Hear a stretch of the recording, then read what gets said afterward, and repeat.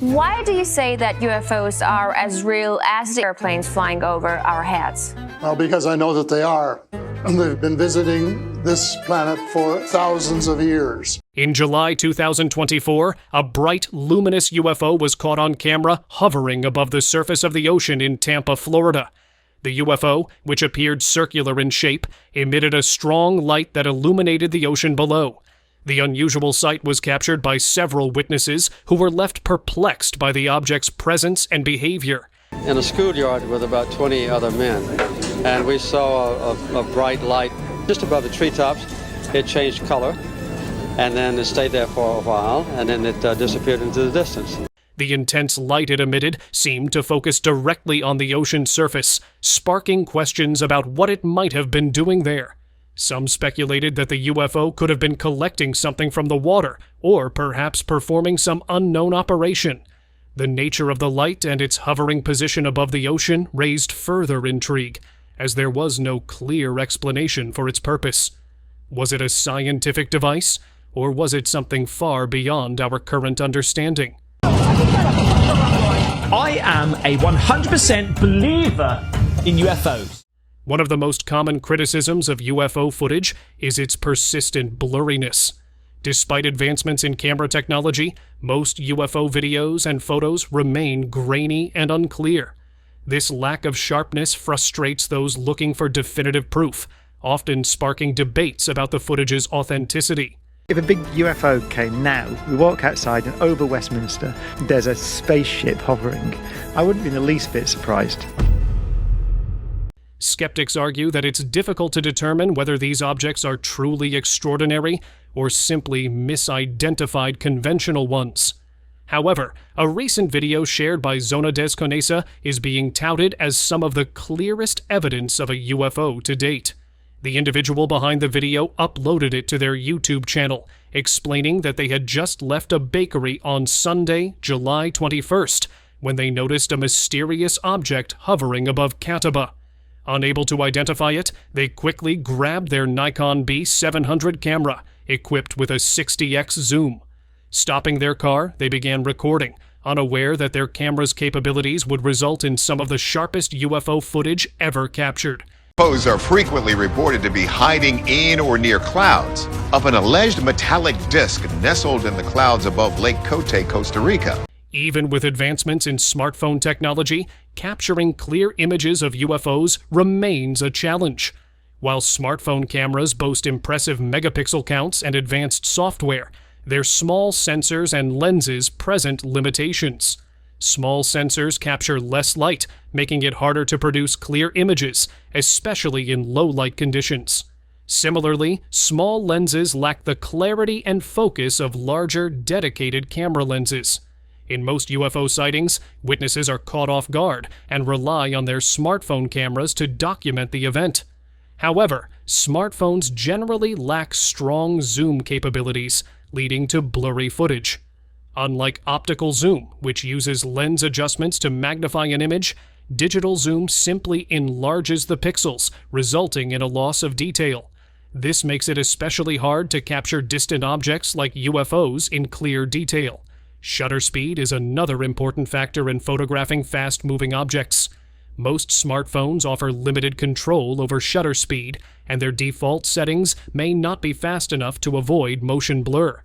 This blur occurs when an object moves faster than the shutter can capture, leading to streaks and indistinct images. The UFO in this instance was distinctly disc-shaped with a metallic sheen. It hovered silently, producing no audible sound, and moved in a smooth, controlled manner unlike any known aircraft. Realizing the importance of what they were witnessing, the individual recorded the object with their high-resolution camera, capturing remarkable details.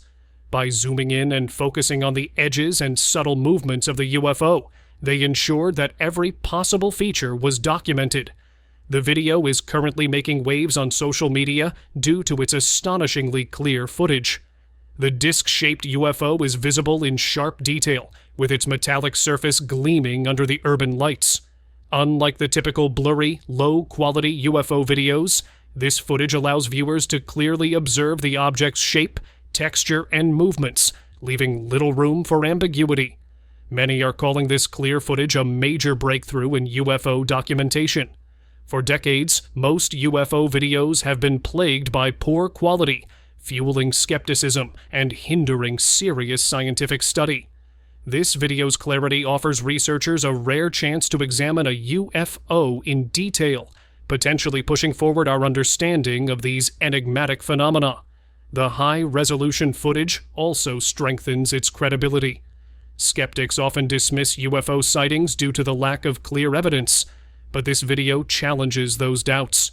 Its sharp detail has captivated audiences worldwide, reigniting interest and sparking fresh debates.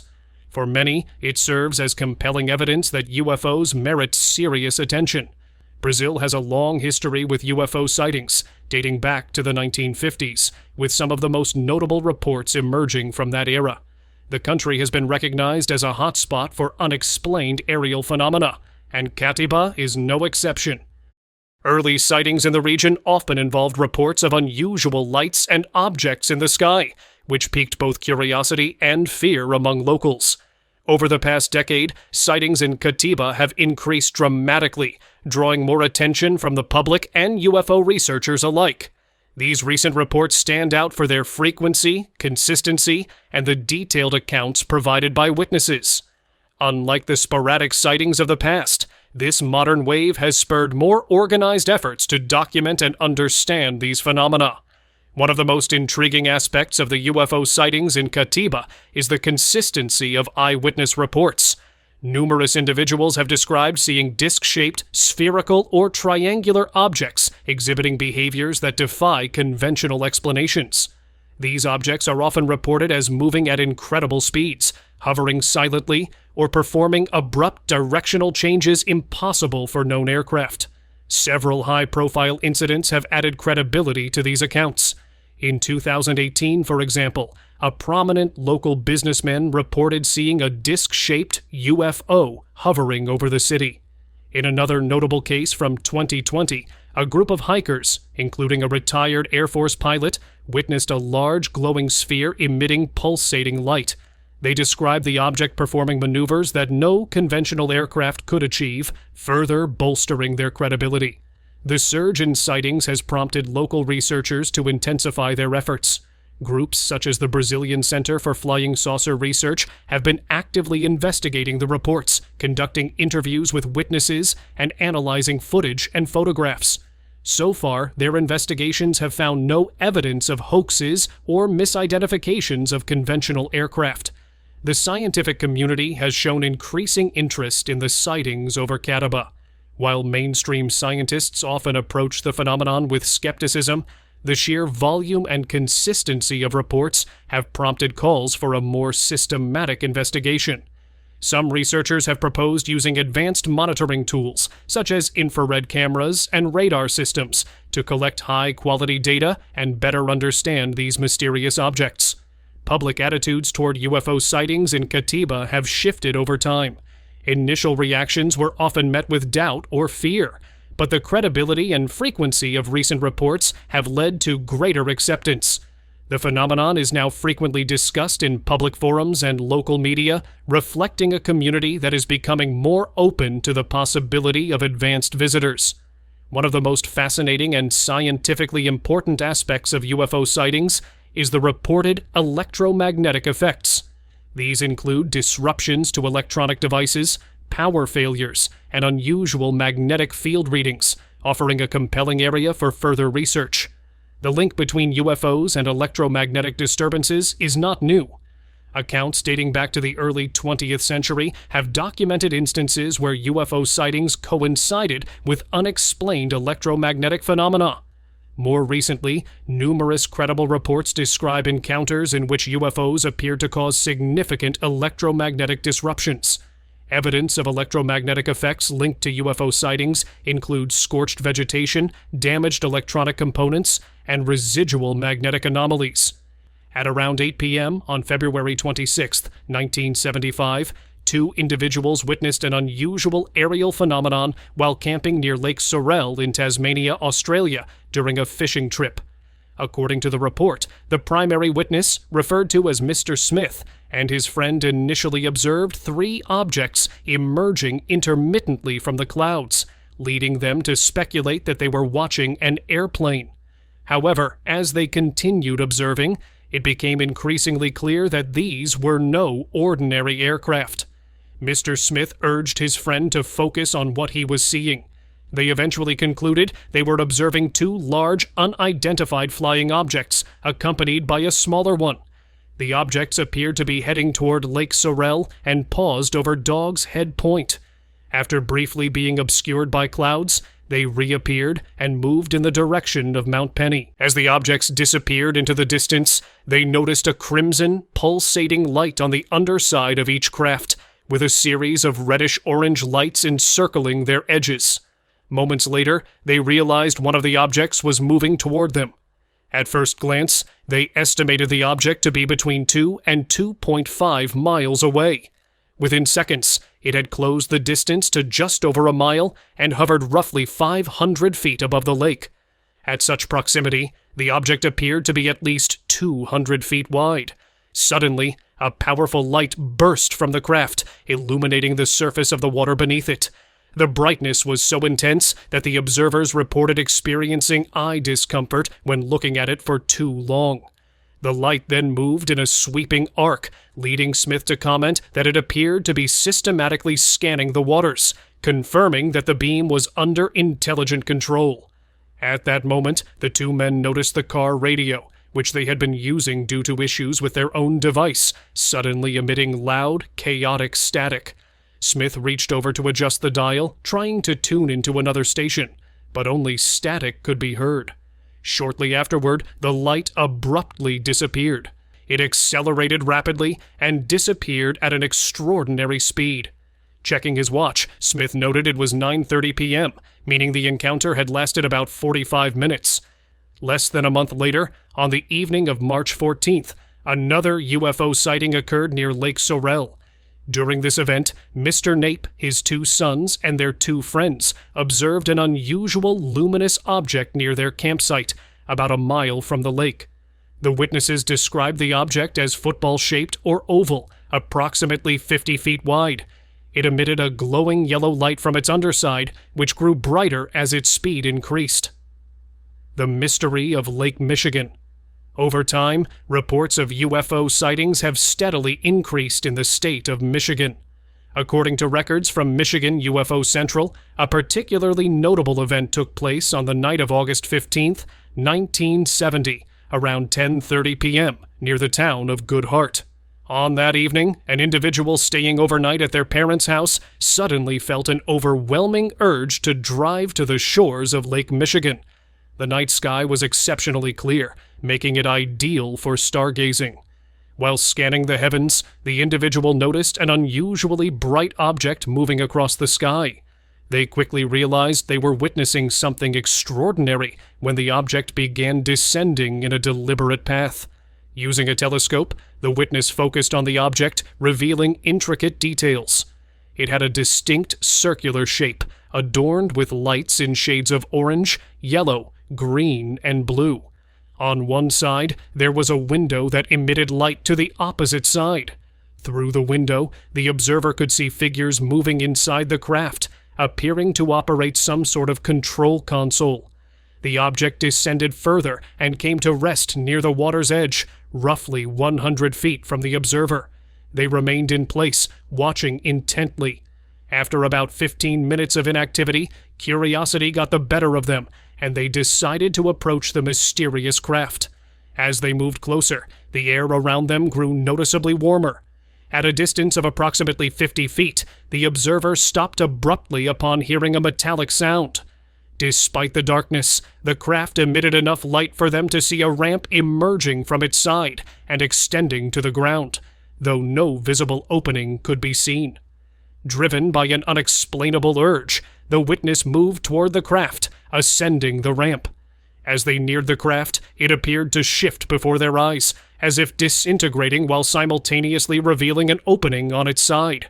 Stepping inside, they found themselves in a strange room with walls resembling terracotta-hued stone.